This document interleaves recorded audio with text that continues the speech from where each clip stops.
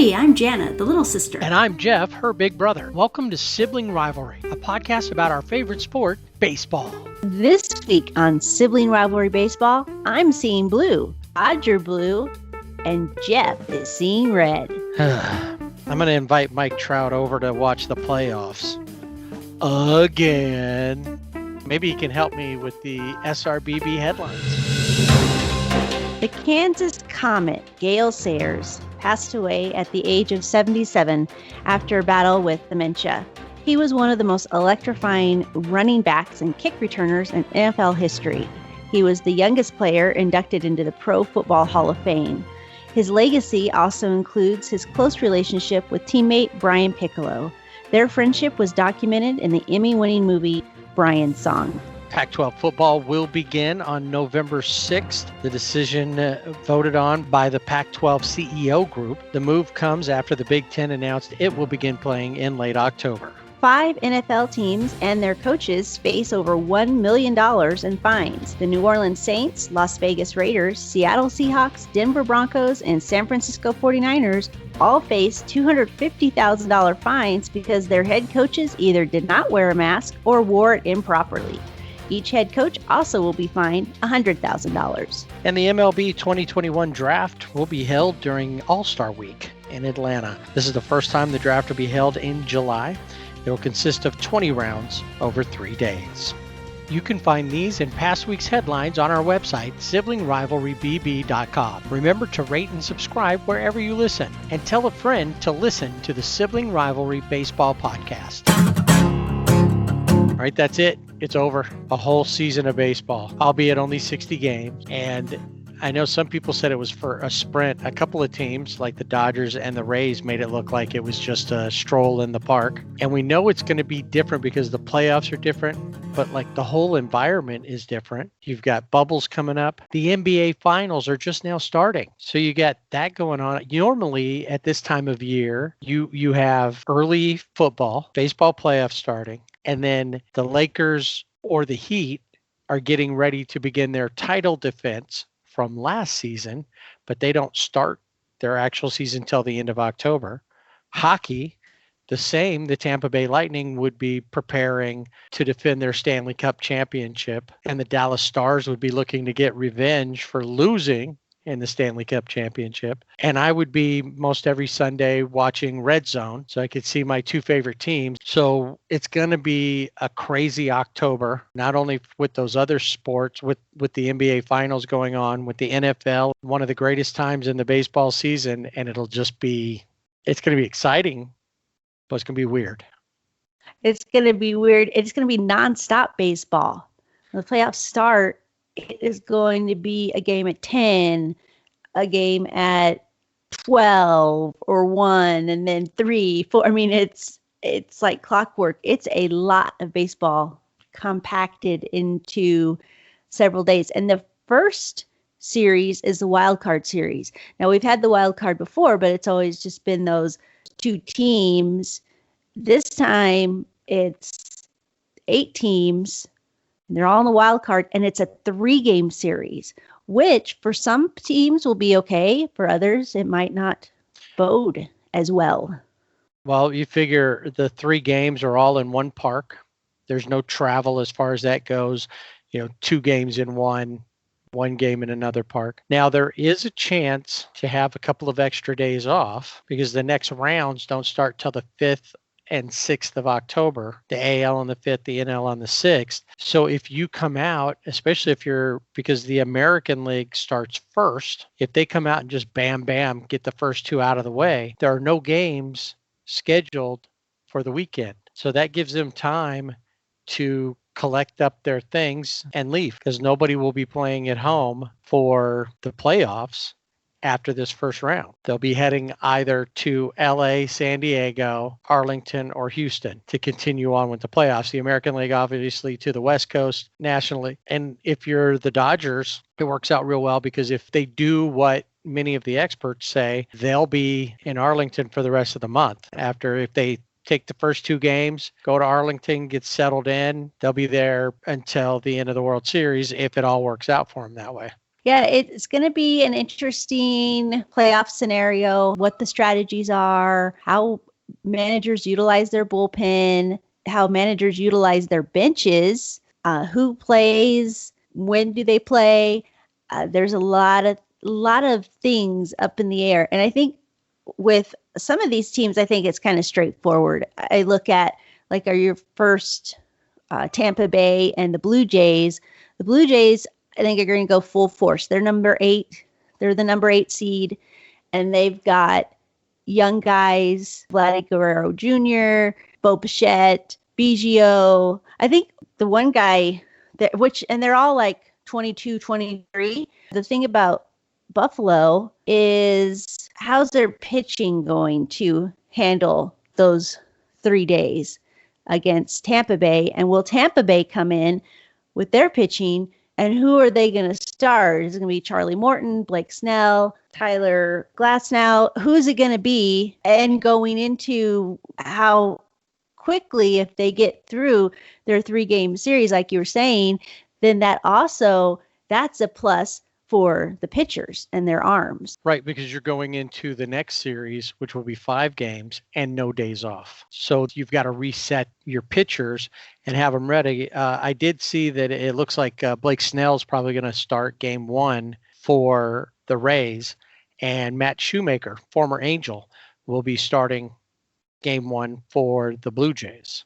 And then I think they plan on throwing Ryu the second game versus Glasnow. So some of the pitching matchups are already in. Some of them they're not sure. But like you said, this first 3 games, you want to get through it quick. Get the first 2 and be ready to move on. Give your pitching say your position players are going to play regularly.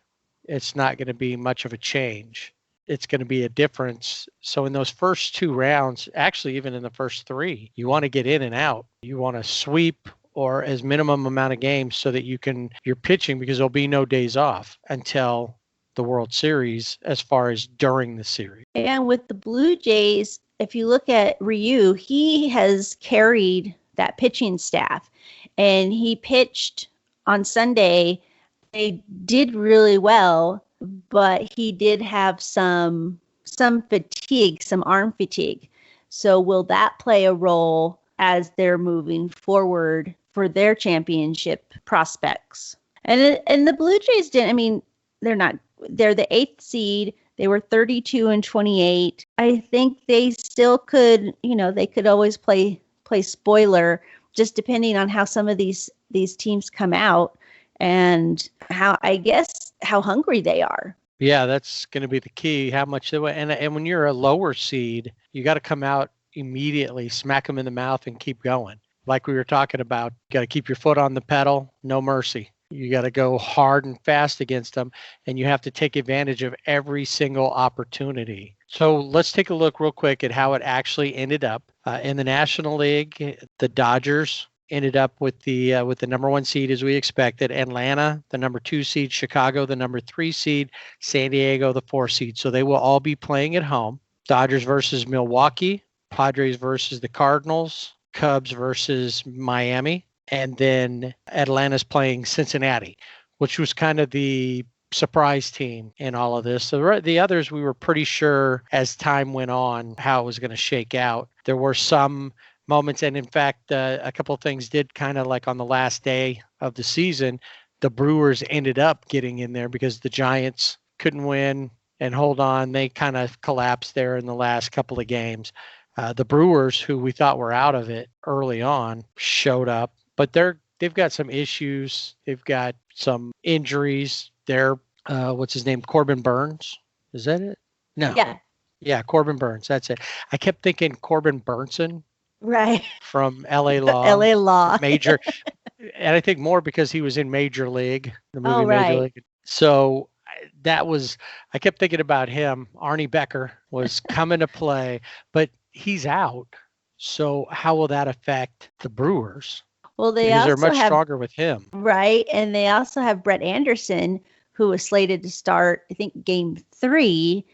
And he, too, is a question mark right now. Sure. One thing about the Brewers I'm not looking forward to is close-ups of Craig Counsell's face.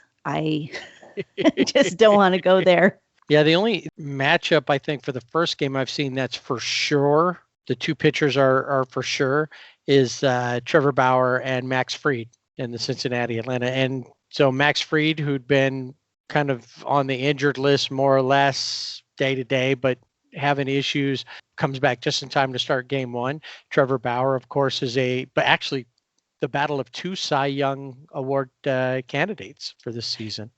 Yeah, it'll be a really good game. Max Fried had he kind of tweaked his ankle, didn't really sprain it, but just rolled it maybe, but back in time to start.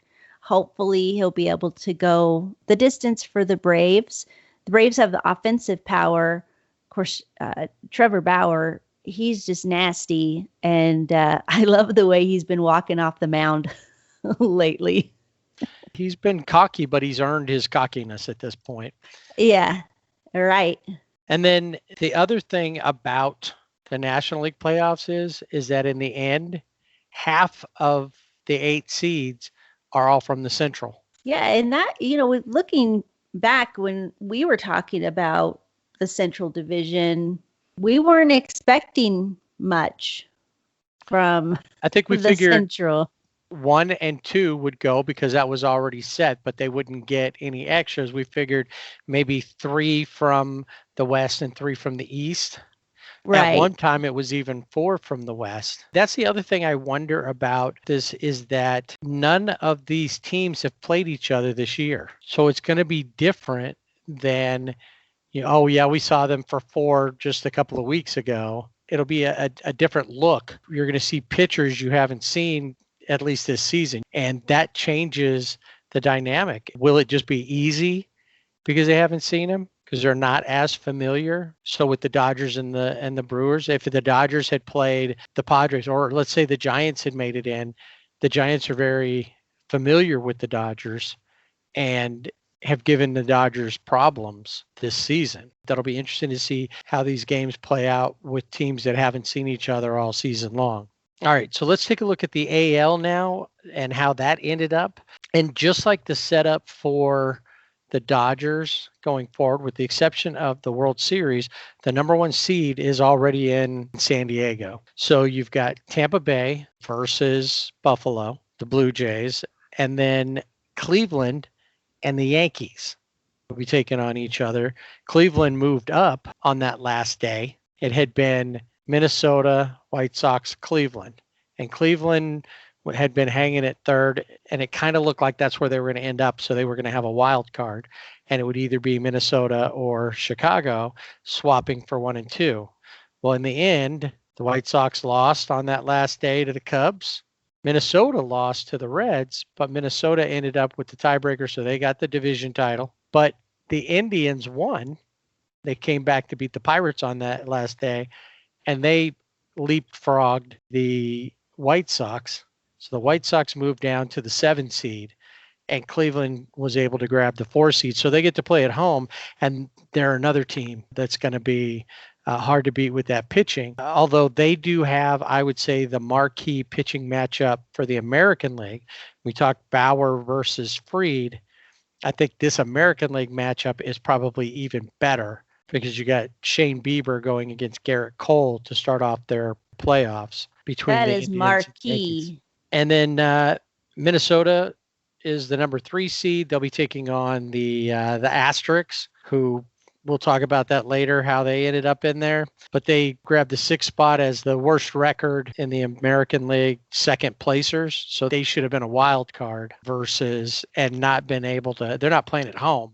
And then on that final weekend, another thing that happened was that the A's moved from the 3 slot to the 2 slot, and the Twins moved down 1, and the A's will be taking on the White Sox. I don't know if I'm the A's that I'm excited about that, but I wouldn't be.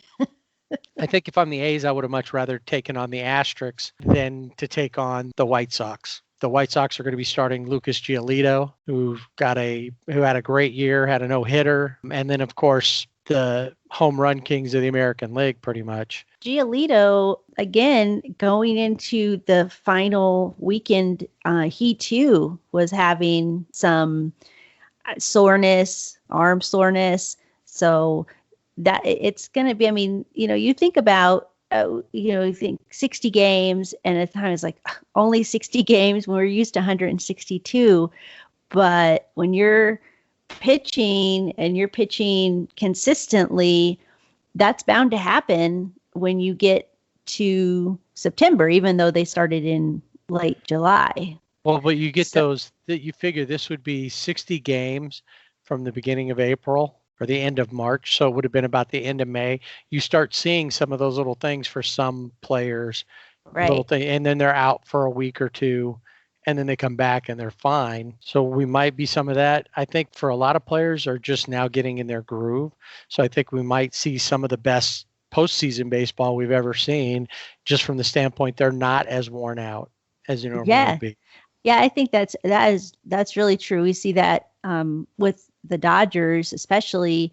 We've talked about it. We'll talk about it here in a little bit, but how there are some players who did not start off well, but now they're hitting their stride, and luck for them, it's the right time to hit the stride. One of the matchups we didn't mention, it's the Asterix and the Twins, but the Twins have Kenta Maeda going against Zach Greinke. So yes. That could be another good matchup. That was when I looked at the matchups that had been announced, that was my secondary. Bieber versus Cole is by far the best, but based off of Maeda versus Greinke is big more, I think, because of Maeda. Greinke, we know who he is, but we also know that over the last few games, he's had some issues, but he can come out and be lights out and just stop the world. But Kenta has shown he can do that. Yeah, and it'll be interesting to see what Zach Greinke you get on the mound. What's his mood? He's very moody. So is he going to come out and be full force, or is he going to want to go home, kind of Zach Greinke? Well, I'm fine if that's the Zach Greinke that shows up in the Asterix, because really with their pitching staff, they've got a couple of young guys. Valdez, who has shown pretty well. I saw him pitch, a couple times against the Angels, and then he pitched against the Dodgers and pitched well. Their pitching is suspect. It does look like their offense is starting to pick up a little bit, but I'm happy if Minnesota just, takes them out in 2 and we don't have to worry about them again for the rest of the...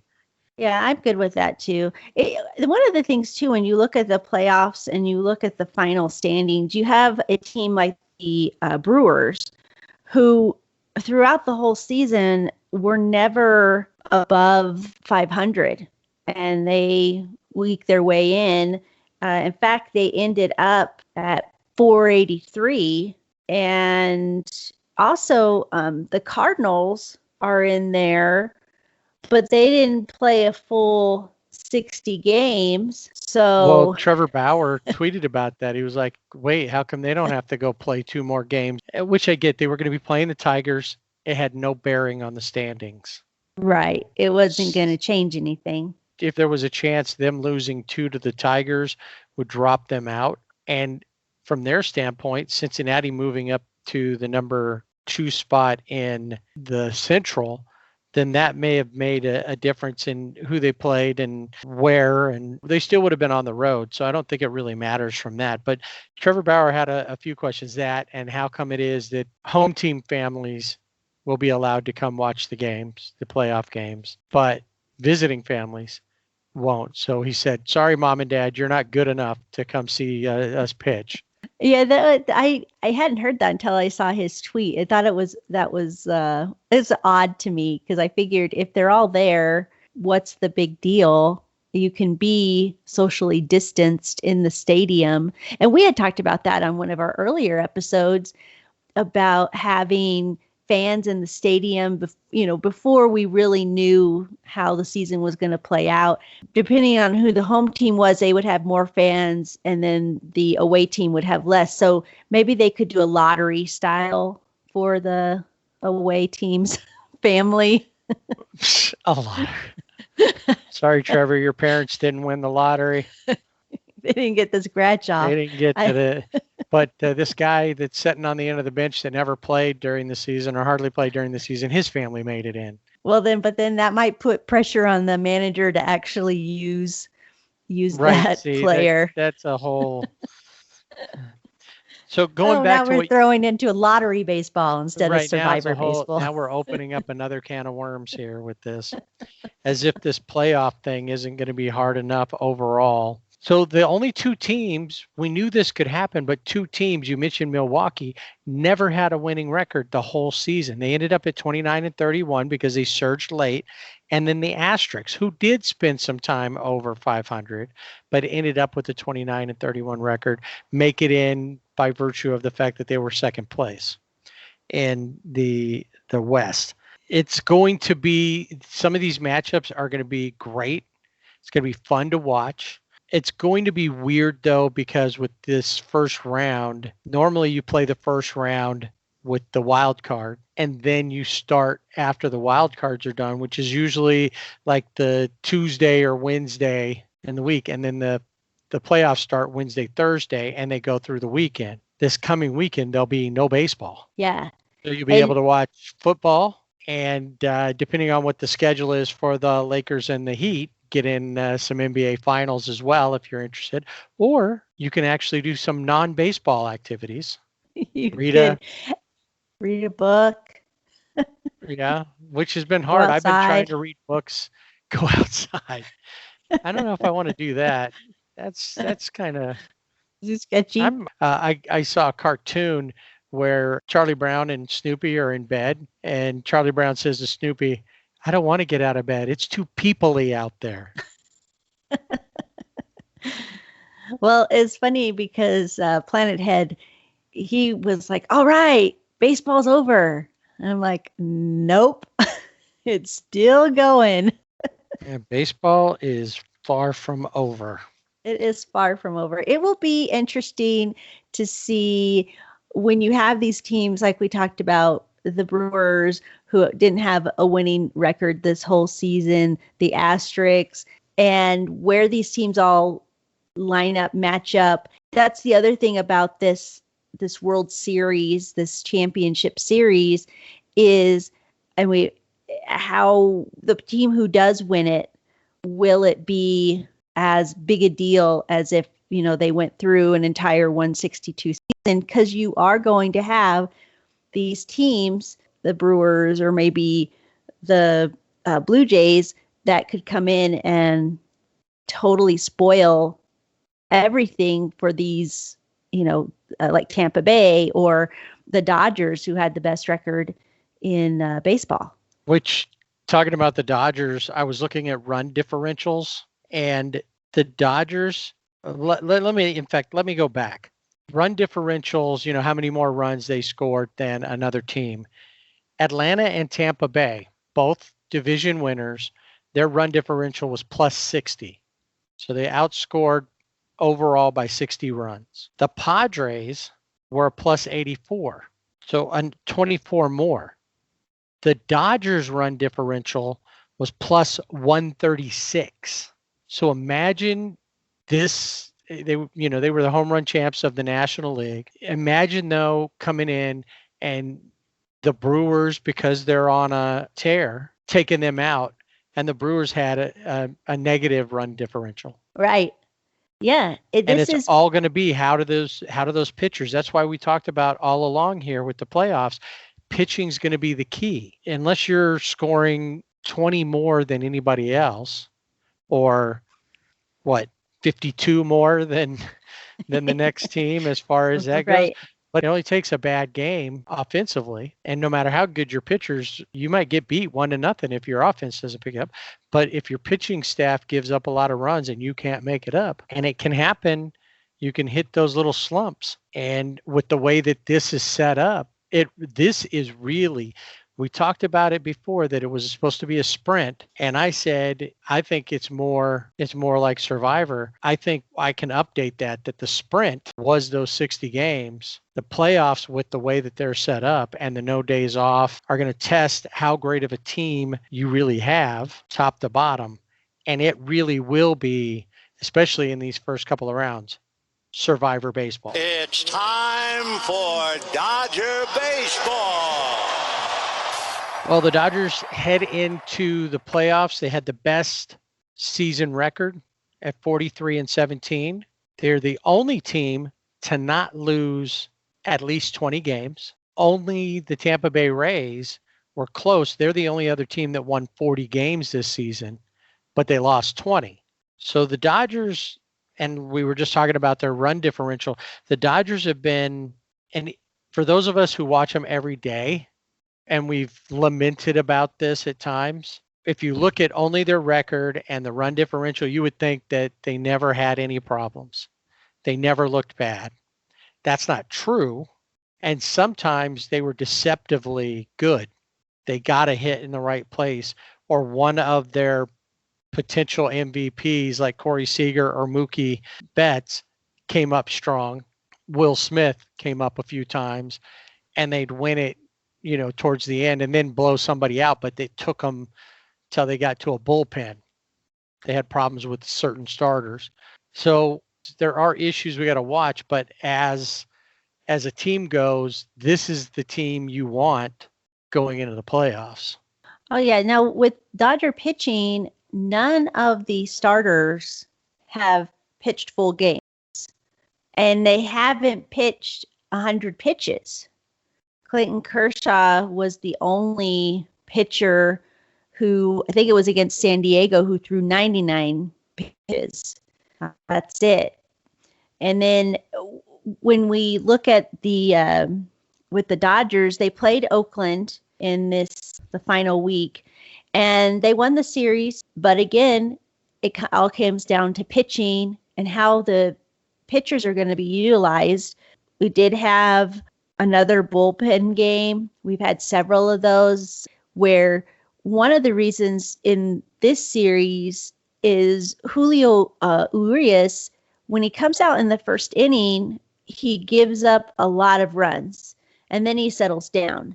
So I think the strategy there was to bring in another pitcher. In this case, it was Joe Kelly.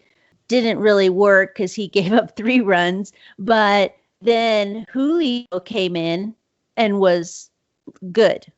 Right, 6 innings, 2 hits, well. Only gave up 1 run. That was the second game of the series. Right. And I think that's one thing.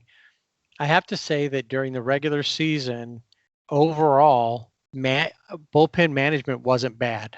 Yeah, it actually has gotten better. Doc has, I think, gotten better. And especially with these younger pitchers, you've got Dustin May, Tony Gonsolin, Julio. Even though Julio has been pitching, put him into that rookie category with Dustin and Tony, but he's giving them a longer leash when they're out on the mound. Whereas in previous seasons, as soon as they ran into trouble, it was to the bullpen, which then overtaxed the bullpen because it was happening, almost every game, or the pitch count. Dave Roberts is really big on the pitch count. So if, say, Tony Gonsolin, he got to 84 pitches, which kind of seemed to be where he was this season, and then that was it. But with Tony Gonsolin, those 84 pitches was into the 6th or 7th inning. So yeah, with Dave Roberts being able to give those pitchers, especially those younger pitchers, that opportunity to get out of a jam, to see where they're going to be, instead of just saying, okay, let's put some bubble wrap on you, send you to the dugout.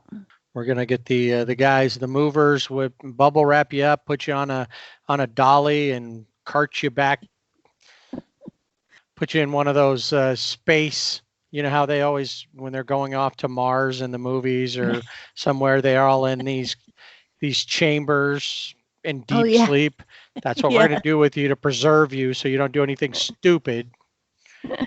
Now, Game 1 starter for the playoffs for the Dodgers pitched the last game versus the A's. Mike Fiers, one of my favorite major league players, even though he's on the A's, is simply because he was the informant That's right. He had the guts to say, "Hey, this is going on and it's not right." Yeah, Walker Bueller actually pitched that third game against Mike Fiers, and it was really good to see Bueller out there. He'd been on the IL with we call it Rich Hill disease with the blister, Which I but read that he reached out to Rich Hill yes, to get some advice about how to deal with the blister, and Rich Hill said, I don't have time for you. I'm in the playoffs too, man. There's a lot of interesting remedies for blisters. One of the things I heard Oral Hershiser talk about is taking a file, and which I can't even imagine, but filing the blister off. It has to be in a certain direction. And just, yeah, other thing. I think I heard even say somebody said you can pee on it. I don't. Well, that's What? isn't that like the cure all for anything? You get stung by a jellyfish or a stingray Yes, out on the beach, you pee pee on on it. it. I guess it could work I for got a blisters. hangnail. Pee on it. Pee on it. Wait, Yeah. I'm not, my stomach's a little upset. I'm not feeling really good. Pee on it. You'll be all right. but but Walker Bueller came back and he looked really good. He's going to be the starting pitcher for the Dodgers against the Brewers.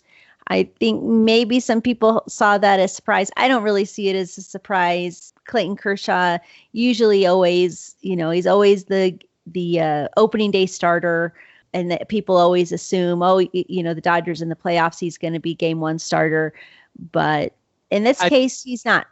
I think they're looking at it as a 2-game series. We throw Walker out there, and then we know what our bullpen's capable of.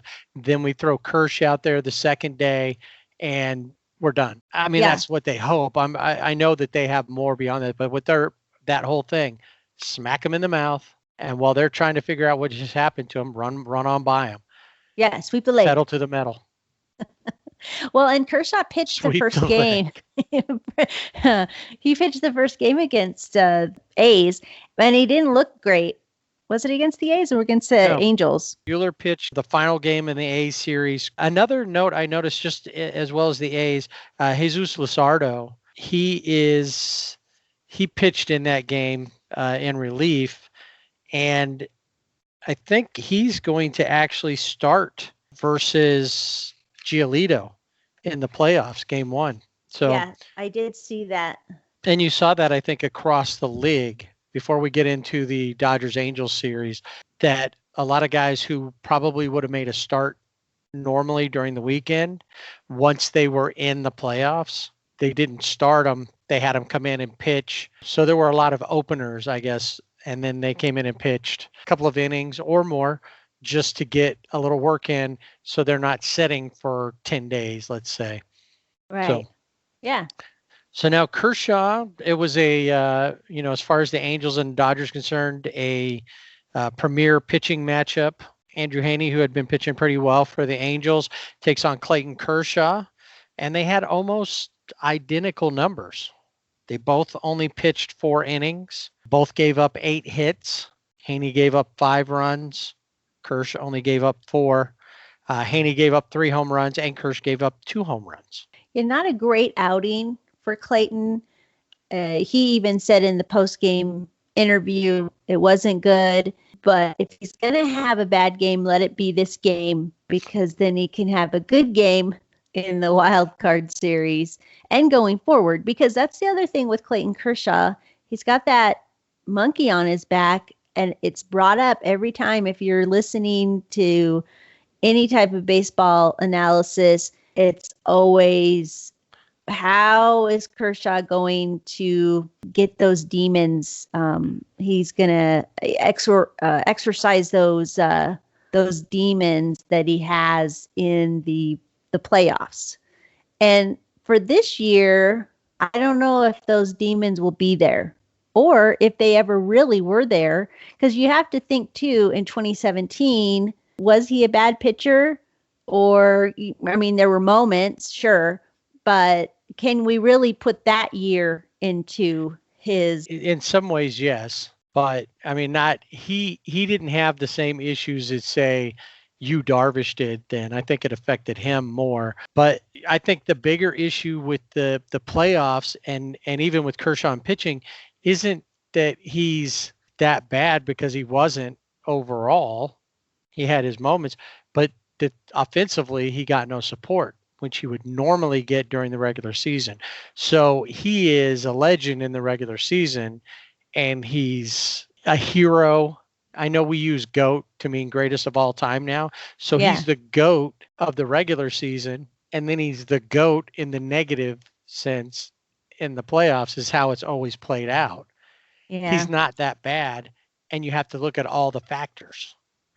And if your team that normally busts out 10 runs a game is only scoring 2 runs a game, it puts more pressure on you, especially with the pressure that's already there in the playoffs, because you're focused on wanting to win that championship. Of course, this wasn't the case in that game.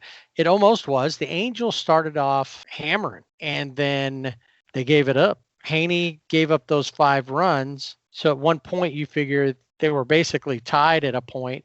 The Angels were actually up 5-4 at one point, and then the wheels fell off their bus. Gratterall came in, gave up the other run. Kershaw gave up 4. Gratterall gave up the 1 in a home run. And then McGee and Floro both threw perfect innings, and they were scoreless after Gratterall. So 5 innings, and they shut them down the rest of the way. Well, and it didn't hurt that JT came in and hit 2 home runs and. Right. He had the 2 home runs. His replacement, Edwin Rios, hit a home run. He was Edwin Rios hitting home runs. Yeah. Over the 2 series there. Yeah. He's got a pretty swing. So another pitcher that's going to figure heavy into the playoffs, Tony Gonsolin, started game 2.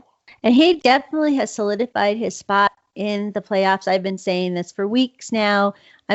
Tony Gonsolin is one of my favorites, and it was a Catterday for Tony Gonsolin. And I don't know if you noticed, but after he would get a strikeout, they were doing like a meow after. And I thought at first, I was like, what the heck is that noise? And then I figured it out. I didn't notice that. I think probably because every time he got a strikeout, I was like, come on, guys. Right.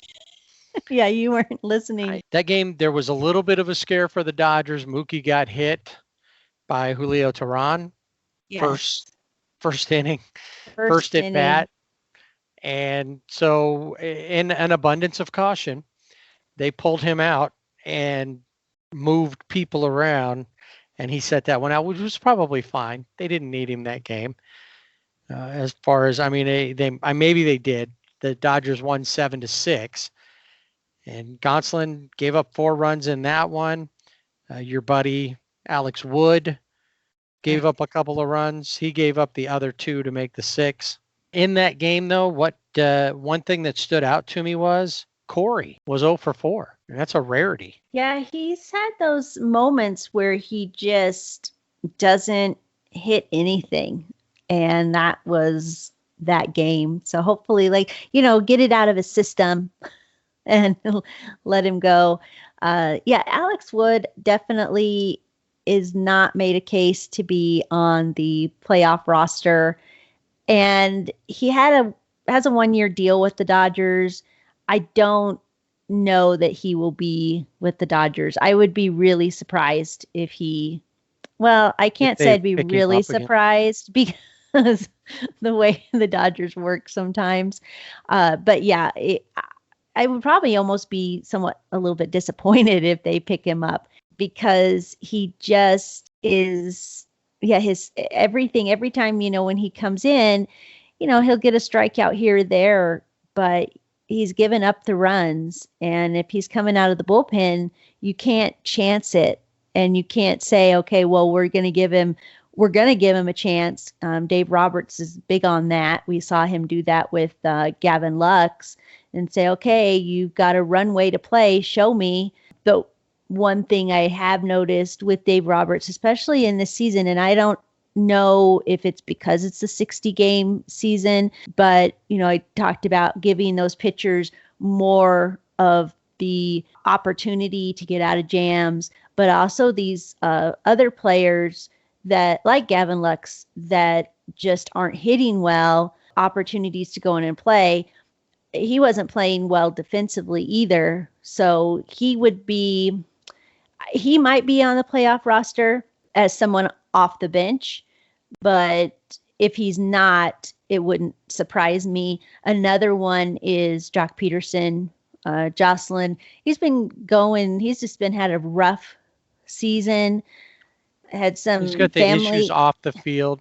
Yeah, not After quite. and the question has been what did happen, because he had the birth of his child, which was a short thing. We've seen that a lot this season, a lot of Yeah. players across MLB. But then all of a sudden, nobody's talking about it. If anybody knows, they're not reporting it, which on one side of it, that's fine. He deserves his privacy. On the other side, Yeah. you kind of wonder, though, because they're saying maybe he'll have to leave the team again. Yeah, it's for me, because I have an inquiring mind and I just want to know. And don't go to Twitter to figure it out, because it'll make you even more crazier. But I mean, he does well in the postseason. I know they want him to be there, but it could just be for the wild card round, and then he might have to leave again.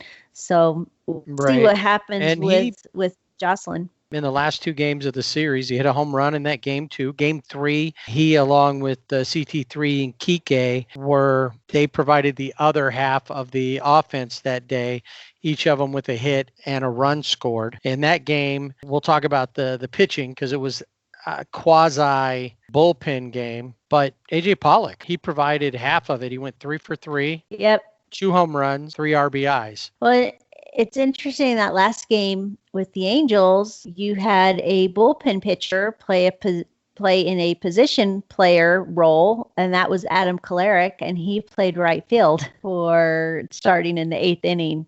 But he didn't get to bat. Yeah, that's probably how they worked it out. Sad. But yeah, probably was part of the whole thing. Okay, you're going to play, and he's played in the outfield, and I think at second base when he was in college. He went to the University of Maryland, the Terrapins. But that you could see that going forward. That could be something that they're just using every option availability to get the job done. And why in this not? case, Position players can pitch, right? Yeah. Maybe not well, but unless you're Russell Martin. Right. And then the other thing in that game, Corey, 0 for 4. Yeah. And so back-to-back games of no hits, which isn't a big deal based on his whole season. He too is an MVP candidate along with Mookie. Yeah. One of the things too that I'm liking and that I'm seeing is when Cody Bellinger was coming up, especially in the beginning of the season, and you could tell he was struggling. He was working with his bat stance, trying to figure out something new, and that wasn't working. Now he's, gone back, like, I don't need to do that. But he's hitting home runs, but he's also getting those hits, a single, a double when the team needs it. But the biggest thing is he's being patient in the box. He'll take a 10-pitch walk or more in some cases, and he's not trying to swing for the fences. So he's becoming more disciplined. So if he had to struggle at the beginning of the season, and I know all of the Dodger fans were lamenting about Cody and how this is just bad. If it's made him a more disciplined hitter, then going forward, I really think he can only just get better. Maybe it also shows maturity too, as he's playing more and also seeing that he doesn't have to, while a Cody home run is awesome, getting that single, getting that base hit, or a walk in a lot of cases is all he needs. Yeah, and really when you look at the end result of the season and the struggles that he had, that Max had, I was interested to find out, like I said, he was on pace for his regular strikeouts for a season, that his hack rate of things that he's swinging at was actually down Yeah. compared to previous seasons. So there were things in there that on the surface looked below average, but some of them were just regular average. And when you looked at it, when you look at the season as a whole piece of work, they made it past those things. The problem is, though, and here maybe it's going to change. They struggled through the regular season, and the playoffs will actually be where they excel. Or will it be same old where people just fall apart when it comes time to the playoffs? But for them, they're in a good spot because what if Max and Cody are both coming back up and Corey has a bad playoff? Right. The Yeah. one guy I think that they need to make sure is consistent all the way across, or that they hope is AJ Pollock, because he's been the guy who's quietly contributed more than the numbers would show. I don't know about you. I would say, and we'll talk more about this in a future episode. We'll wrap up the season. But if there's one real big surprise based on what he's done previously, AJ Pollock's one that I would put right there. All right, so let's look at the playoffs. They're going up against the Brewers. We know initially Walker Buehler's game 1, Kershaw's game 2 as scheduled now. Do you see, based on the players that are on the roster, is there anybody that you don't see being carried over? Position player wise, pitching wise, I would think they're going to hold as many pitchers as they possibly can. The only pitcher that I think is Alex Wood. I don't think he benefits from that. Doesn't benefit the Dodgers to have him in the bullpen. But Doc being Doc, he'll probably be there. But I don't think he's earned that spot. I know he had injuries, back injuries, which he had coming from when he was with the Reds. But I don't think he should be in the bullpen. But the rest of the bullpen all have earned a spot. I mean, you look at guys like Victor Gonzalez, who continues to come in. He not flashy, comes in and just really is lights out, does a really good job. And of course, Brusdar Graterol, a little more flash, but again, just really a consistent bullpen. When you throw 200 miles an hour, you can have a little flash. Yeah, exactly. Again, when you think about the bullpen, you think about pitching, you got Kenley Jansen. He too has had some issues in the championship, in this postseason. Where is he going to be? He looked good coming in. I think he came in on Sunday. He looked good, and hopefully that continues. Hopefully there's a better mindset for him. I know he struggled with not having the fans there, but in this case, you're playing for something. I mean, you were playing for something before, but now you're really playing for something. As far as on the bench, the only one that I can really think that, and I just mentioned him, is Gavin Lux. He has glimpses, very short little windows, and then they close, and he just doesn't need to be there. Not this time. He's going to be, for the reasons we've talked about in the past, but also you don't know what the status with Jocelyn's going to be. Right.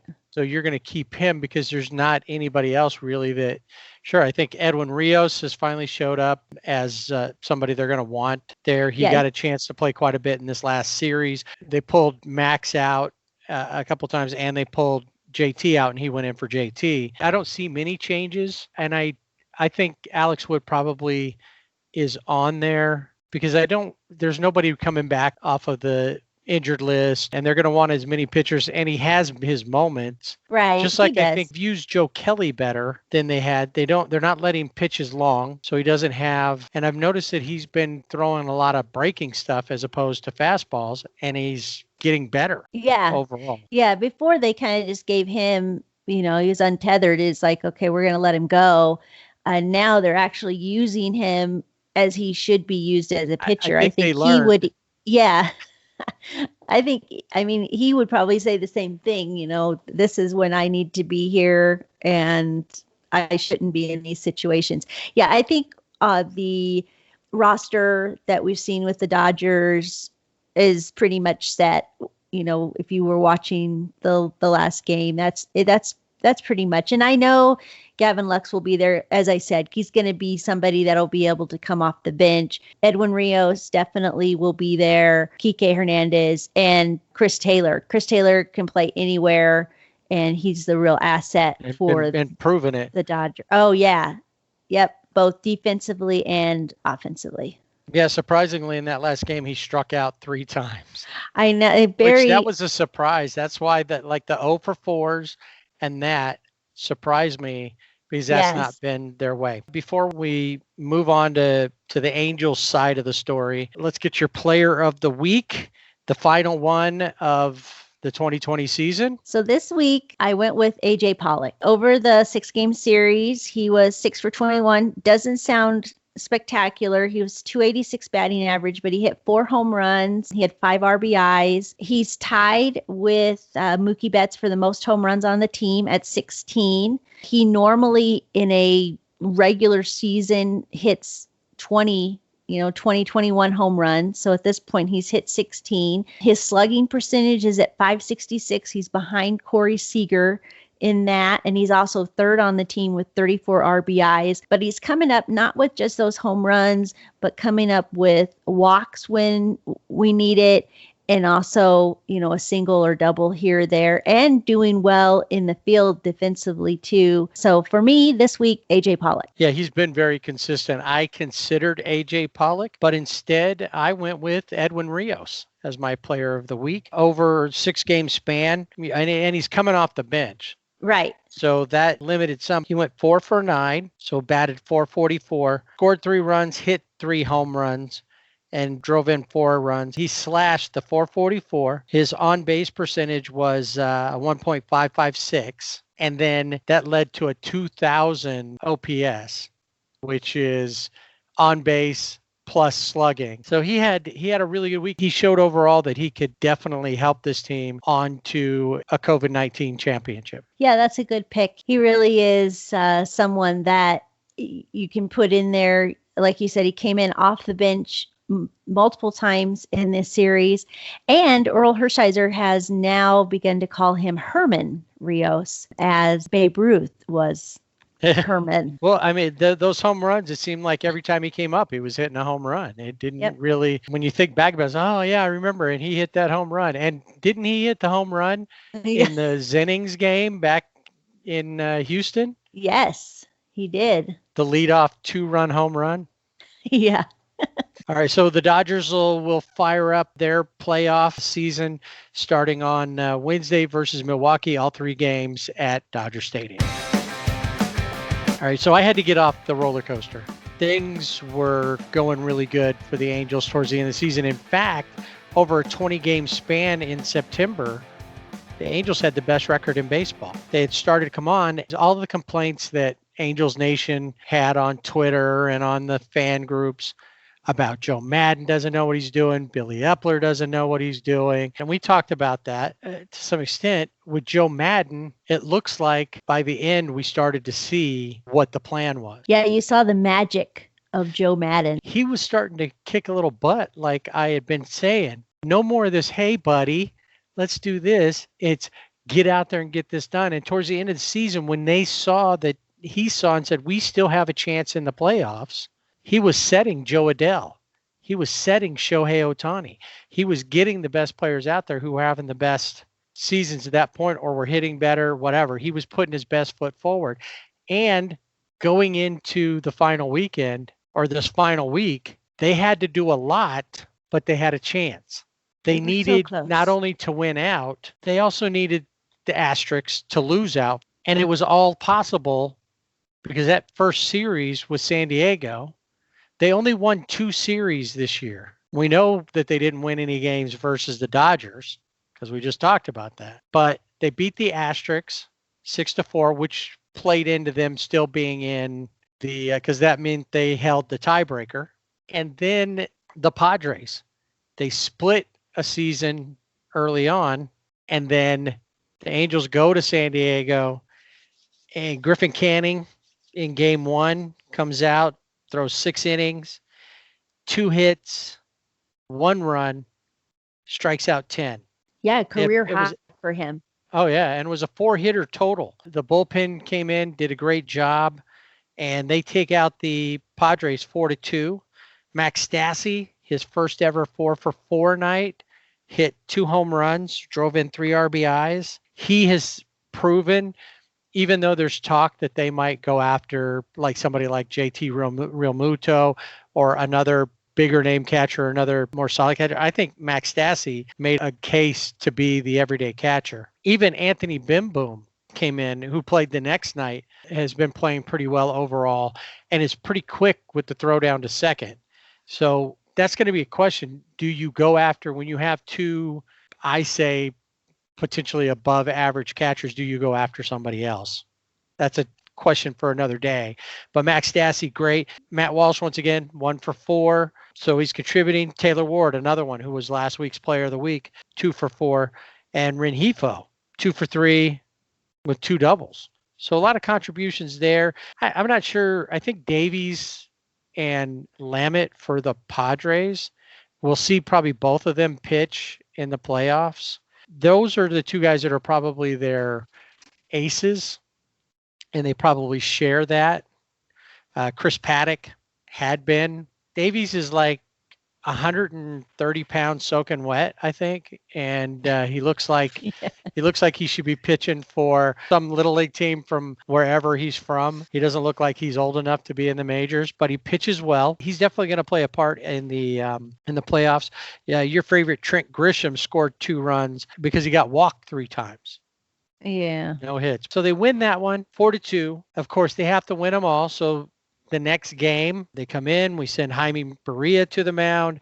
He only goes 2 innings, 3 hits, 2 runs. One of those was a home run. And Joe Madden asked after the game, why did you pull him? Because it didn't seem like he was doing that badly. He says, I could already see where we were going. And Joe showed a strength managing in the playoffs. He took the Tampa Bay Rays. He won a World Series with the Cubs. He sees those things. It's he's got his magic eye or his third eye or the crystal ball, or maybe he's just consulting his mood ring and his magic 8-ball. But you started to see what he could do with this team. Yeah, before, when he was playing Joe Adell, or he was letting some of these guys in the starting pitching go longer than what they probably should have. I think it was just for him to get a feel of who these players are, because they had the shortened spring training, they had a summer warm up. You don't really get, and then some of the guys like Julio Teheran, he missed that. And then, so you're going off of his previous work, and that obviously did not show up this season. So yeah, in the final weeks of this season, you really did see why Joe Madden is one of the best managers in baseball. Right. And so he really put it together. You started seeing it come together in this game. So when he pulls Barria, he brings in Patrick Sandoval, who, having pitched last year and this year, had never gotten a major league win. He pitched really well overall, gave up 2 hits in 3 innings, struck out 5, and picked up his very first win as the Angels sweep the Padres and win the series 3-1. Fletch, again, I think he's probably the team most valuable player. Walsh, though, 0-for-5. And in the past, you'd say, oh, okay, standard for these guys. Now you're like, what? What's happening? And he's only done everything that he's done in the month of September. It's not like he played the whole season and he had those numbers. That would have been spectacular. David Fletcher has this great story where he wanted to play for the Angels growing up, and he's playing for the Angels. And well, he's a hometown kid. Yeah. And he's making the most of it. Was born in Orange, which is a town that is adjacent to Anaheim and close to the stadium, the Big A. He went to school there, and now, I mean, that's cool. Shohei played that game and home run, 2 RBIs. J-Up, another home run on the season. And then Anthony Bimboom hit a home run as well and went 2-for-4. So all of that was great on the Angels side. The Padres, Mike Clevenger left after the first inning having an issue. Yeah, it's not his elbow, but he did have forearm soreness. They did an MRI. Looks like he'll be back able to pitch. Will he pitch in the wild card? We'll have to wait to see. But I know they definitely want him going into the next rounds. But also Lamet had some issues, some soreness. And so he will be in the playoffs pitching. But you saw, Clevenger, the celebrated pitcher. They're like, oh, the Padres got Clevenger. Well, everybody thought you would say that he was probably the biggest pickup of the trade season. Yeah, but Clevenger does have injury issues. We saw that earlier in spring training. He had a knee issue. Now he's got this forearm issue. So that will remain to be seen how he figures into the Padres start. Will he be in the starting rotation? All right. So we know that the Angels come out of this set with the Padres still with a chance to win or to go to the playoffs. They need the Rangers to shut down the Astros. The magic number for the Astros was 2 games. The Astros beat the Rangers the first game out. So it put a lot of pressure on the Angels going into LA for the final series. And they came out strong versus the Dodgers. Like I said, we talked about in Dodgers that Andrew Heaney came out, pitched okay. Bedrosian and Buttrey had perfect innings in the game. However, they couldn't put it together. And that was in after beating the Padres to help the Dodgers clinch the NL West and home field through the World Series. The Dodgers weren't willing to pay back the favor and help the Angels out to stop everybody's nemesis, the Asterix. I think the Dodger fans were, at least I was okay with the Dodgers not winning a lot series. of people on Twitter and Facebook all saying that I'm okay if you Dodgers, I'm okay if you lay down and let this go. They weren't going to do that. No. And really, they had their foot on the pedal the whole time because they didn't play guys who weren't getting any play time. They weren't trying Alex Wood out for a whole game. They continued on because they're going to the playoffs and they need to keep everybody in sync. Yeah, that momentum going forward is so important. And I would, even the Dodgers, if they knew the situation, I would bet that some of the guys on the team were probably, thinking, well, maybe we just lose this one. That's not their mindset. But if it means the Asterix aren't in the playoffs, I think everybody's good with that. Yeah. So the Angels came out strong, hit a lot of home runs at the beginning. Jared Walsh, Mike Trout, 3-run home run. Rendon 2 for 4, Jay up, Justin Upton with another home run. So they came out there strong, but they just couldn't hold on. Heaney gave up those 5 runs. He wasn't in a position to win it, but the Angels were in a position to win it, and then they just fell apart. And with that, honestly, I almost didn't watch the rest of the series because that was kind of the balloon deflated. And while the Angels were losing, the Rangers beat the Astros. Yeah, that was the hardest part. Spoiler alert. The Rangers did their job. Yes. They beat the Asterix the last 3 games of that 4-game set. Had the Angels won out against the Dodgers, the Angels, we'd be talking about them in the playoffs right now. Right. So in that first game too, the one thing that kept me going with all this was that I needed to watch, but I noticed that something kind of cool was about to happen. And even though the Angels were out of the playoffs, something else kind of fun to watch did happen. And that happened in game 2. Actually, it started at the end of game 1 when Luis Rengifo pulled a hamstring and was replaced late in the game. It was like in the 7th inning, replaced by Elliot Soto. And we'll talk more about him and his story in just a second. We'll talk about game 2. Julio Teheran wasn't scheduled to pitch. Here's one thing that the Dodgers didn't have to deal with in any of the 6 games. They never had to face Dylan Bundy, who was the Angels' ace. And he was scheduled to pitch the second game of the series, but because they were out of it, they sat Trout, Rendon, Pujols, Bundy, and Canning didn't end up pitching either. So they threw out Julio Teheran, only pitched the inning, gave up 2 hits, 3 runs. Hansel Robles, who was lights out as a closer last year, blew the save because there was a chance. It was 7-6. It didn't matter. The only thing that mattered as far as a win in this game was just not getting swept and to have at least won one game in there, which is redundant, what I just said. However, Fletch, again, 3 for 5, a triple for Jared Walsh and a 2 for 5 game. Adele, who ended up playing and going into play his natural position of center field. And I got some things to say about him before we leave today. But he was 2 for 4. But here's the thing. We had 2 guys who had never started. Both had played in a major league game, but they'd never started. One was Jahmai Jones, who's one of our top prospects. My only issue with him is his hair. Wait, you have a problem with his hair, but you like Uriel's hair?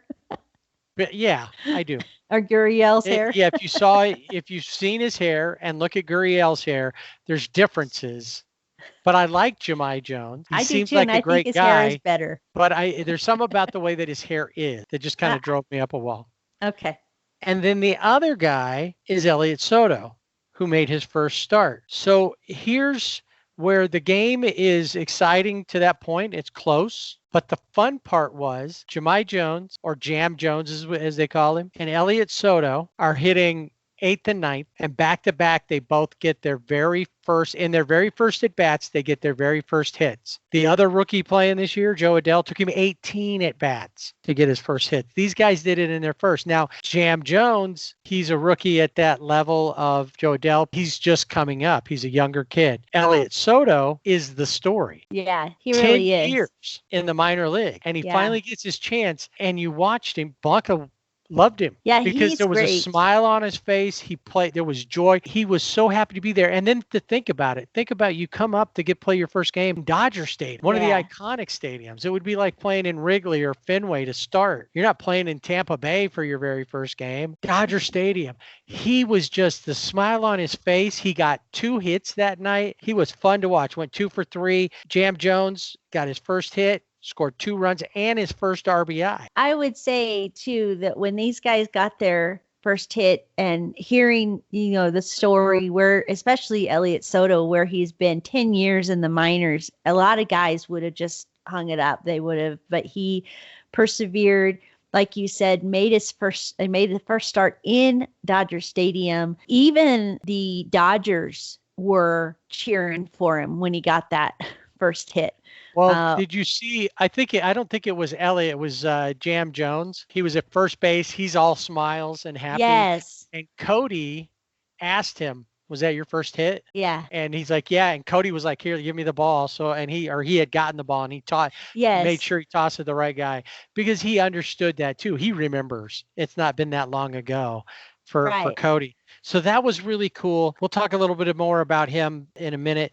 Next day, Elliott didn't get any hits. Jam did, went 2 for 3. Shohei came in, got a hit. Once again, tough day. Patrick Sandoval, who looked so good in San Diego, had looked good in a couple others. In fact, he had shaved his beard off. And the first time they showed him, I was like, who's that? And then they moved out and I saw his number. I was like, oh, that's Patrick Sandoval. He looks different. Yeah, he did. He looked a lot different. He didn't look great. Gave up 3 runs over 2.5, 3 walks and a home run. What was good in the game? Luke Bard, Cam Bedrosian, and Jacob Barnes gave up 3 hits between the 3 of them and gave up no runs.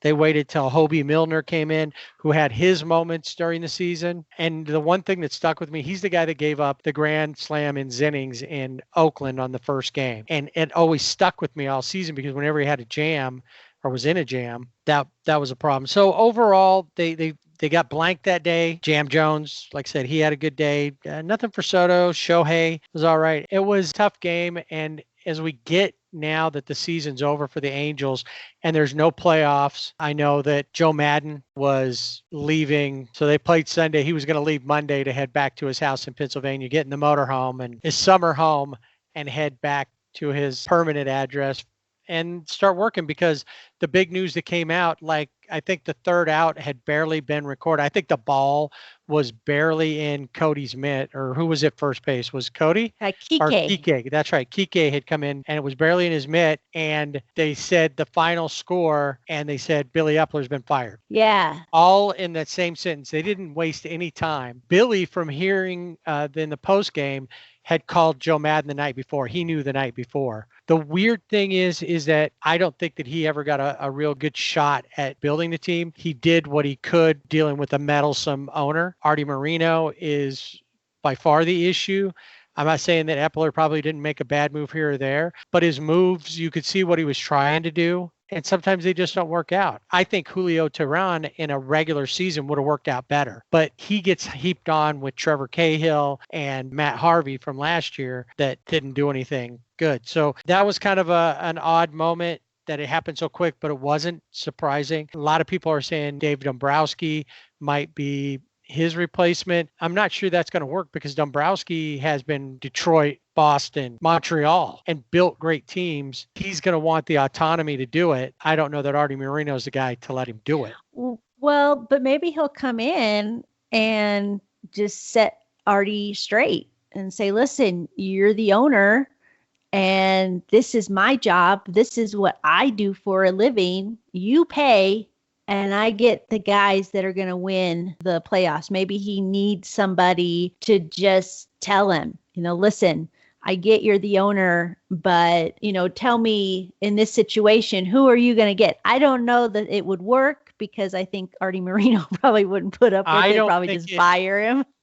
You're right. I don't think it works simply because of the Peterson Stripling deal. Yeah. He got tired of waiting on something that it didn't matter whether or not he waited an extra week. And I believe that it did cost him. I don't know that Ross Stripling wouldn't have still had the issues that he ended up with, but he still would have been a good number 2 to Dylan Bundy. Yeah. Yeah. It could have worked out a lot better for probably both of the guys. I mean, even Jocelyn he's a fixture, with the Dodgers, but he would have had everyday playing time. And he would have stayed in the general area. He wouldn't have had to move. He wouldn't have had to uproot his family to do anything like Stripling ended up having to do. Right. And there's no guarantee that Jocelyn will be back next year. No. So the Angels have a lot of decisions what they're going to pursue, if they're going to try to hit the trade market. We know they need pitching, but right now we got to get a GM, and the GM and Joe Madden kind of get there. Joe Madden is one of those guys who goes, hey, I'm the manager. I manage what I'm given. But I'm sure he's going to want to be in sync with them to have at least an idea. And it's interesting for the Angels going forward. They really need to focus on pitching, but for the Mariners, their GM, he's looking at pitching. So you're going to have former Angel Artie Moreno GM. That's right. So now you've got the two teams in the West, and both of them had an opportunity to, make the playoffs. They had that late surge. And now they could be both going for the same pitchers. Oh, no doubt. The part that's going to be interesting to see how things play out is Shohei Ohtani came to the Angels because of Billy Epler. He had met him when Billy was with the Yankees, and he was comfortable with him, and he came there. Mike Trout said he really likes Billy Epler, likes working with him. Now Billy's gone. Joe Madden was another one who really sang Billy's praises. Now he's gone. These guys are all pros. Shohei's the one that I wonder what will happen with more than Mike Trout, because Mike Trout signed there, but Mike Trout could find his way out if he wanted to be difficult about it. Yeah. And Joe Madden could just retire.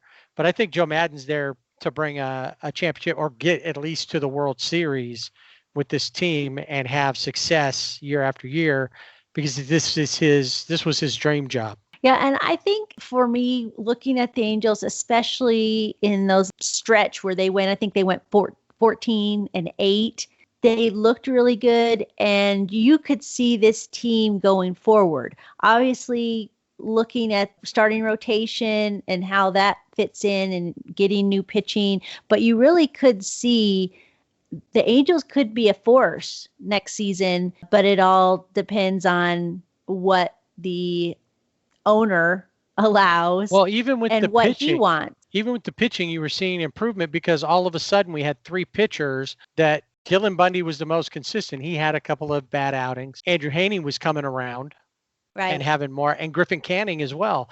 So who knows what a whole season could have been for these guys. So there are positives that we can look at, going forward.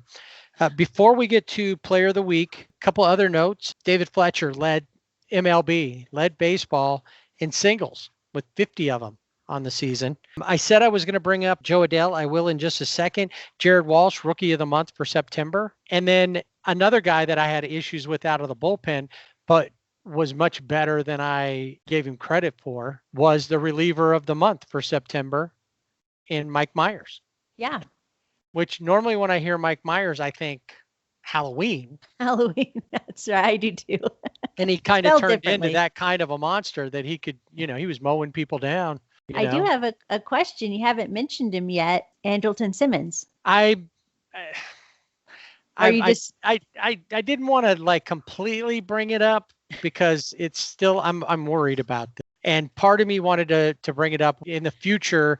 We'll do a wrap up for the season, but Andrelton Simmons decided after the last homestand to opt out of the final 5 games of the season. And in the statement that he put out, it sounded like he may be done as an Angel. And he said he wanted to play there. Joe Madden wants him to be there. Mike Trout has stated that he'd love for him to come back, and other players. I think Anthony Rendon even said, I love playing with him. I think David Fletcher, who will probably take over for him, is the one that probably wants him to be there the most, because I think Fletch plays better when he's moving around a little bit. Yeah. So don't know what to do with that news and where it's going to go. Right. Now, because you have Billy Epler is gone, where does that leave Andrelton Simmons? He could, very well, he could come back. I don't know. Is he a free agent? Yep. After the season. So we may have seen the last of him in Angels, but maybe not. And then the other thing is it was probably more likely that Billy Epler would have chased him down. Who's to say that another GM, whoever, whether it be Dave Dombrowski or someone else, will chase after him, because he's 31. He's had ankle issues, but he played really well. He came back from this ankle issue and took him a couple of games to get back in, and then he did very well. So there's that. I wanted to stick to all the final notes here about stuff. And it's not that I forgot. I'm not ready to fully, I'm in mourning about Andrelton. Well, but we just don't know what's going to happen, and it's still a possibility. Like I said, that last message. Yeah, the last message it didn't seem very positive, but we don't know. But also with Andrelton Simmons opting out, Elliot Soto was able to get in the game. Yeah, they were able to bring him up and have a feel-good story. Yeah, I mean, but Elliot Soto, unless something changes, is probably going to go back to the minors next year. And Jam Jones, too, are probably going to go back to the minors, depending on who they get. And if that's his first and his last name together. I like it. If Simba comes back, they're not going to be up there. I don't see those guys coming. I could see another player that could be back in the minor league. Yeah, he's the guy that would play in center field the last couple of games. And I wanted to bring him up, and I guess I'm talking about going negative, but Joe Adell played 38 games this season. He struck out 55 times. Mike Trout played 53 games and struck out 56 times. Only one more, and he played quite a few more games. But in comparison, and I looked at it in age and in number of games, nobody that played 38 games struck out more than Joe Adell. Vladdy Jr. played all 60 games, only struck out 38 times. He and Joe are both 21. Now, I know that Vladdy came up last year, and Vladdy is some kind of a phenom, but even Albert Pujols, who played one more game in the season, played 39 games to Joe's 38, only struck out 25 times, which was something. AP strikes out a lot, but in this case, he hit a lot of ground ball. And it didn't matter because we forgot about all of his outs because he's number 5 on the home run list. So that was another positive this season. You got to see Albert hit a lot of milestones. You got to see Dylan Bundy show to be the pitcher that he was. We'll talk about all of that stuff in a wrap up for the season after the playoffs are all done. So no more Angels talk after today for the next few weeks just because they're not in the playoffs. So let's get to the player of the week for this final week of the 2020 season. Who did you have? I went with Max Stassi, and I finally said his last name right. Sassy, yes, you did. Stassi. You don't know how many times I just held back. I know. I realized it, and then I'm like, wait a minute. It's Sassy Stassi, platooning with Anthony Bim Boom. But good defensive catcher and offensively, 2 home runs, 3 RBIs, getting a single, getting a double. I liked what I saw, and I thought he was deserving of the player of the week for the Angels. Because I think that the Angels don't need to go after JT Realmuto, who has injury issues. They don't need him. They've got 2 really good catchers and focus on something else. Don't mess with the catching. Yeah, we need a right fielder and pitching. Yeah. Not in that order. You know, it's interesting before we go because Max Stassi and Jason Castro were kind of platooning the catcher spot. That was one thing that Joe Madden was good with, was alternating his catchers out. You never really saw catchers go more than a day or 2 without a break. So he kept them fresh. And Max Stassi from the beginning of the season was doing really well. All 3 of the players that were traded at the trade deadline are in the playoffs. Jason Castro with the Padres, Brian Goodwin with the Reds, and Tommy La Stella with the A's. Oh, right. Tommy La Stella.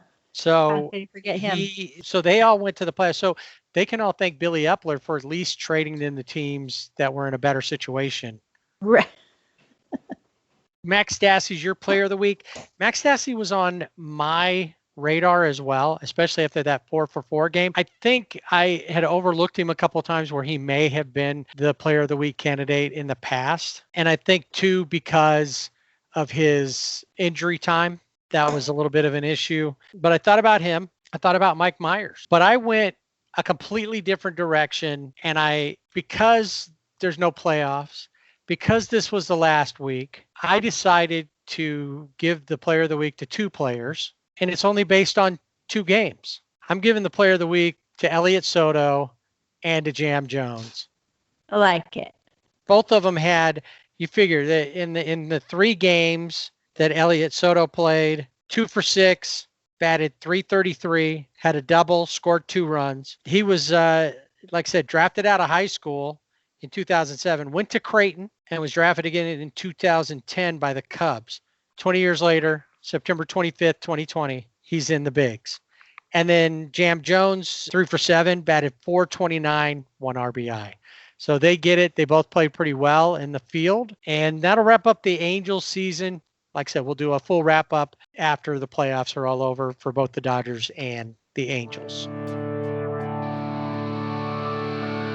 All right, it's time for the final stroll around the league for the 2020 season. And as always, we'll start off in the East. And really, the teams that made the playoffs, that's easy. We've talked about them a lot. One player that we're both very familiar with and was on a team that I think was, if not the first team eliminated, the second team, the Boston Red Sox, who at one point we actually considered to be a team that would be in the playoff mix, or we thought would be up there. Yeah. They were in my first. Yeah, they were in my first picks for the playoffs. My initial picks. Right. Yeah, and I was so wrong. But Alex Verdugo was a highlight for Boston this season. He was so right. He was. He was right.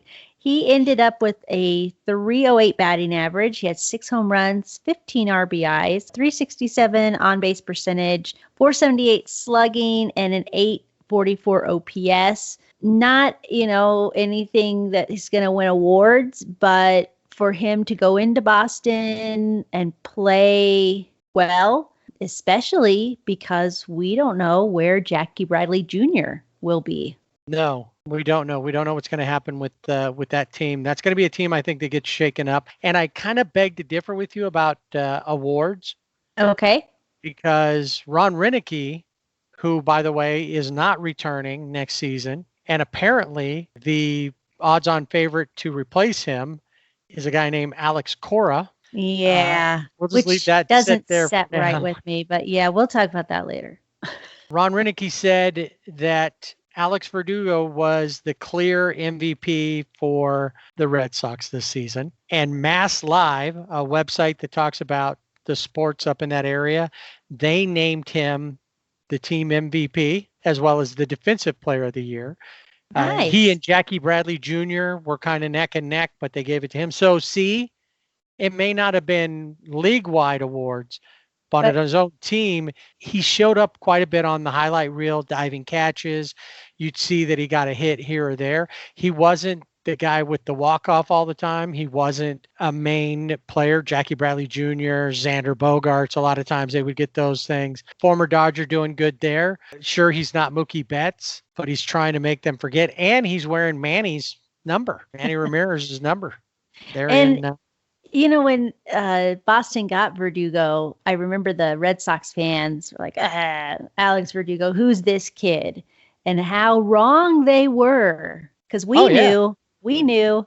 We knew that they were And going to have some. And, the only thing that we could do was step back and look. If he'd be one of those guys that kind of pouted about having to go somewhere else, and he didn't. He's like, hey, I'm here to play baseball. Let's and he stepped in and did a really good job. And he's going to have a big role in Boston just because there's a lot up in the air for the Red Sox. Another team to watch next year. I wouldn't be surprised if the Red Sox have issues again next year because you don't know the details of what's going on. They got rid of Mitch Moreland, who's doing well in San Diego. The other team that I think we got to watch out of the East will be the Orioles. They had some guys kind of stepping up. Santander was one guy that really stepped up. And there were others that showed that they really can put a team together. I think they get Chris Davis out of the mix. I think they're a team that are showing up. They're going to be maybe Mariners-like next season. So, all right, over in the NL East, Freddie Freeman. I don't know that he's a lock for the MVP, but when I looked at it, there's a lot of players out there who could be potential MVPs. Mookie, Corey Seager's been mentioned. I don't see Corey getting there, and we could talk about that later as to why. But with Freddie's, he's hitting well. He's clutch. He's been playing a great first base. He's good all the way around. And he was the player of the month for September. Not that that makes him a shoo-in, but it's just showing what he's been doing for the Braves. And he hit his first Grand Slam this year. That's right. And he's one of those guys that, we know who Freddie Freeman is, but we watch and look across, all the games.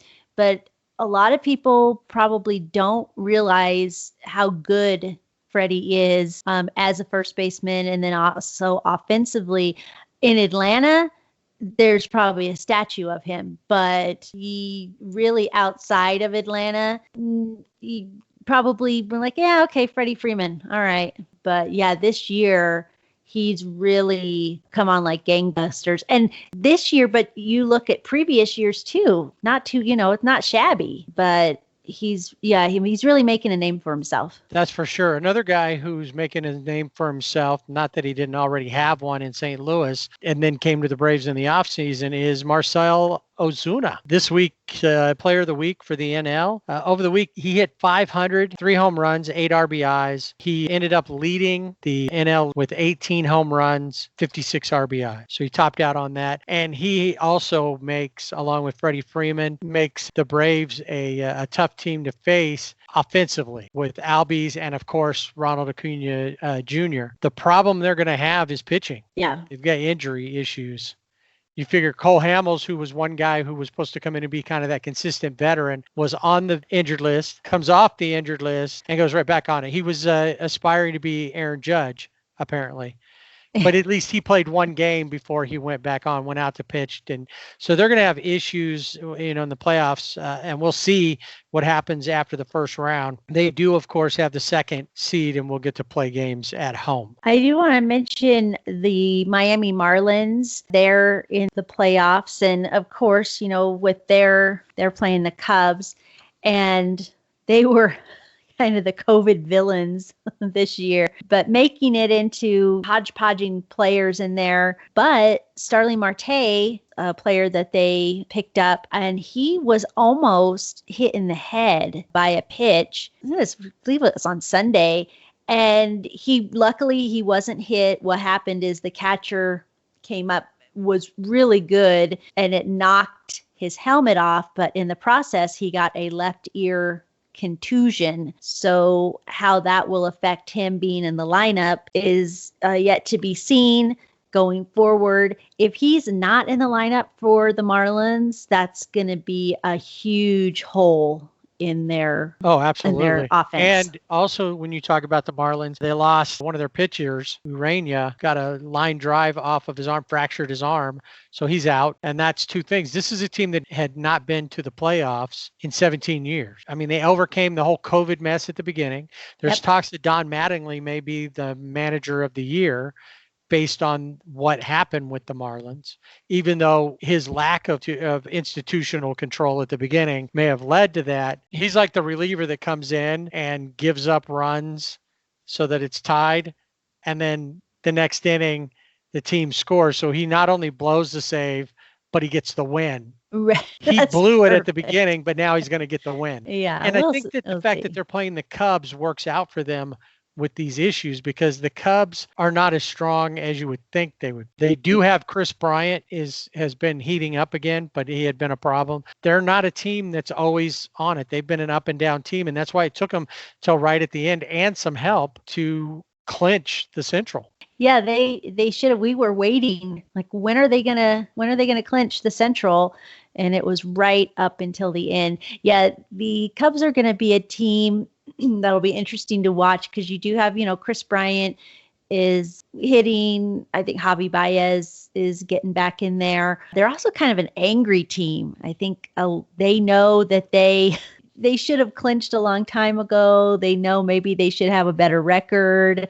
And so anytime you talk to these guys, Anthony Rizzo, Chris Bryant, Javi Baez, especially Chris Bryant, though, I mean, they come out and they're like, I don't care what anybody says, So if they come out with that same fire, I guess they could have. And at one point, they were the number one seed. Yeah, ahead of the that's Dodgers. True. Yeah. Well, since we're talking about the Central, Milwaukee has had, they had two different games where they had football-like scores. And then they were a part of another part of history where the Cubs no-hit them. Yep. And then they did the one thing that only happened once this season. And it was an interesting play in the way that it happened, because it doesn't always happen this way. It was textbook, but they had a triple play on the last game of the season. Yeah, you just never hear of triple plays. Very rare. And for the Brewers to do it, the team that hasn't been, at 500, still isn't at 500 going into the playoffs, and then they have this cool triple play. The playoffs would be the only place that they'd have to be over 500 to make it all the way through. Yeah, that's that it. That would probably be a first, to finish under 500 and then win a World Series, or even the National League Championship, maybe even to win any playoff series. Yeah, they did that triple play against the Cardinals, and the part of it was, and a lot of times you see a triple play, it's a line drive, maybe to, second baseman, shortstop, something like that. They tap on second. They're able to triple off, as it were, the player that didn't get back to first in time. They were lucky it was Yadi Molina, who can't run very well. Really, when you look at it, that's what really helped, because it had been somebody faster, they would have made it. Line shot down to the third baseman, and then around the horn, third to second to first, and Yachty was still halfway to first when it got there. So either he didn't run it out full speed, because you would have thought he could have beat that, but he just ran slow, and they were able to get the triple play. But it was pretty. Yeah, it looked nice. It was if you really like cool. Double plays, that triple play was one better. It was pretty. One of the interesting things, too, is you had the Cardinals and Brewers playing against each other, both celebrating on the field afterwards. Right, because they both made the playoffs. The playoffs. They were both in front of their dugouts. It was funny. Yeah, that was crazy. All right, so closing up the Central, Player of the Week for the American League is Adalberto Mondesi, Raul Mondesi, former Dodgers son. Picked up the Player of the Week honors, 615 batting average over the week, 655 on base percentage, 5 stolen bases, scored 10 runs, and he led Major League Baseball this year with 24 stolen bases. Wow. He picked that up, and then while he's picking up accolades in his early career, one of his teammates is ending theirs. After 14 years with the Royals, Alex Gordon announced he's retiring. Yeah, he's a 7-time Gold Glove winner, left fielder, but decided... 3-time All-Star. Yep.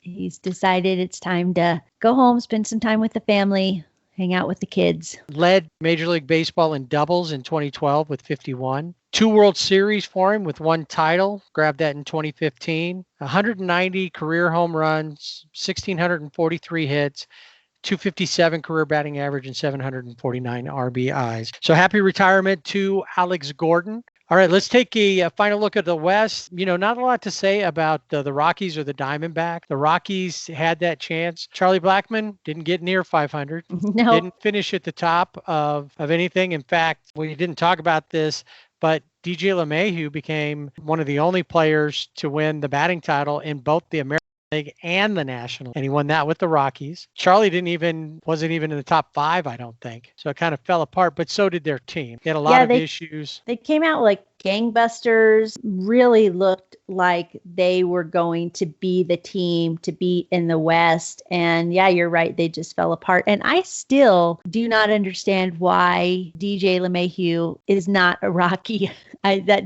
Why they let him go. I mean, they've got good players. A lot of them I have had the opportunity to see here in the minors with the Isotope, but that one still is a head scratcher for me. But yeah, the Rockies, not where they had hoped they would end up. D-backs, I think, are about where they thought they'd be. Maybe they thought they were actually at one point they were considered a playoff team, maybe towards the beginning of the season. Saw them play some good games. I think that Cole Calhoun settled in nicely there and may very well become Mr. D-back in the future as he goes. He's never going to be Mr. Angel because of Mike Trout kind of overshadow him, but he's not a great hitter overall, but when he does, he goes through streaks. He's a streaky hitter. So let's wrap up with a team we love to hate, but I think we actually found some moments with the Giants that we were okay with. Johnny Cueto, just watching him pitch and some of the stuff he did and the character he is. Panda, when he was there, almost taking out Chris Taylor. So glad he didn't. It would have been devastating. And in keeping with our Alex theme today, we talked about Alex Verdugo. We talked about Alex Gordon. Let's give a little love to Alex Dickerson, especially since he was falsely accused of being COVID positive. Yeah, had a lot of negativity his way, but he was very careful, had been very careful because his wife was pregnant, went on paternity leave, came off paternity leave, and he had dad power. He was really solid throughout the whole season, but when he came back, you're right. He was one of those players that had that. 52 games for Alex Dickerson this year, 45 for 151, bringing him to a 298 batting average. And his fielding percentage was pretty nice, 985 overall. Now, my favorite player for the Giants, and I think you agreed with this, first Honduran player ever in Major League Baseball, Mauricio Dubon. 4 home runs on the season, hit 274, which is solid, 19 RBIs, an infectious smile, happy to be out there, and he played 3 different positions. He has a fielding percentage of 947, and when you look at a fielding percentage, it's putouts plus assists divided by putouts plus assists plus errors. You think about the different positions that he played, 3 different positions. He had 1 error this season. 1. That's really saying something for the Giants, a really, a bright spot. You've got Yastrzemski, who leads the club in all of these different categories, but then you have Dubon, who loves to be out there and is doing a good job. Center field, second base, shortstop. Those were the 3 positions he played this year, and he played them well. Obviously it's only his first year, But if he continues to have that same attitude in that, and he gets to play with like Yastrzemski, who's another guy who's younger and trying to build up, and the Giants have had a lot of success over the years. They need to reinforce some places, but they're not that far away from at least competing more. And maybe in the future, especially if they hold on to these expanded playoffs, being the third team out of the West, because I don't see the Padres falling off as the future goes. And since Trevor Rosenthal, who was traded over to the Padres from the Royals, he's constantly posting about how great San Diego is. I know, he loves it. And if they're doing really well, the only thing that I had against him that I had a problem with is he asked if Mexican food in California was like Tex-Mex. And at that point, I wanted him to be shipped out because no, it's not Tex-Mex. It's authentic Mexican food. If you go to Mexico, you might find places in San Diego or in Southern California that have better Mexican food than they have in Mexico. Well, then he would just be really confused if he ever came to New Mexico, because then you have new Mexican food and it is not Tex-Mex. You know what? All you got to do is have some green chilies and you're good. What are you putting on your Captain Crunch? Some green chilies. I'm from New Mexico. That's it. That's all you need. All right, a couple of final notes about the Giants. Jeff Samardzija. He had been out, was dealing with shoulder issues, had been on the injury list. They activated him and released him pretty much all on the same day. He does want to come back and pitch somewhere. He hasn't been bad, but I don't know. No, we'll but you see kind of where forgot he might about land. Yeah, this season definitely, and even last season, you just he, like I said, he's been battling with those shoulder issues. I think he had surgery last season. So yeah, almost like what happened to him. When you look at the schedule for a day and you see the pitching matchups, there's sometimes like when you see Bieber's going to pitch. I'm going to try to check that game out if it's possible, or Kershaw, or, some of the different players, some of the different pitchers. You think, oh, I want to go see this guy pitch. He stopped being one of those guys. Right. He's not in that category anymore. So Hunter Pence, he's retired, left on his scooter into the sunset, but was in McCovey Cove on Sunday, rooting the Giants on to try to get into the playoffs, but it didn't work. So Hunter and his hair are gone. He didn't help on the field. He didn't help off the field, but congrats to him on the retirement and on a great career. He was a fun guy to watch, even if you hated the Giants. He was a character. Yep. And that'll do it for this week's Sibling Rivalry Baseball podcast. Remember, you can find us on our website, siblingrivalrybb.com, and on Facebook and Instagram at Sibling Rivalry BB. We're also on Twitter at Sibling Rivalry BB without the A. Email us, show@siblingrivalrybb.com. We'd love to hear what you think, so subscribe and rate us wherever you listen to our podcast. Next week on Sibling Rivalry Baseball, you got to know when to hold 'em, know when to fold 'em. We'll see how the wild cards played out. I'm better at the knowing when to walk away and when to run part. Does that make me the coward of the county? You're out!